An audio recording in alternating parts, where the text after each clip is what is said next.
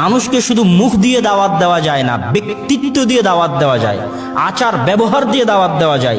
যেই দাওয়াতি কাজটা সাহাবীরা করতেন, যেই দাওয়াতি কাজটা রাসূল সাল্লাল্লাহু আলাইহি ওয়াসাল্লাম করেছেন, সেটা হচ্ছে ব্যক্তিত্ব দিয়ে দাওয়াত দেওয়া, আচার ব্যবহার দিয়ে দাওয়াত দেওয়া। 5টা মিনিট তার সাথে কথা বললে মানুষ প্রভাবিত হবে। তাকে বলা লাগবে না যে আসো ইসলাম গ্রহণ করো, তার সাথে 10টা মিনিট সময় কাটালে সে প্রভাবিত হবে যে বাপরে বাপ, এত উন্নত চরিত্রের মানুষ হয় কিভাবে, কোথায় থেকে এত উন্নত চরিত্র শিখলো, ওহো ইসলাম থেকে শিখেছে। সে মুখে বলা লাগবে না যে আসেন ইসলাম গ্রহণ করেন।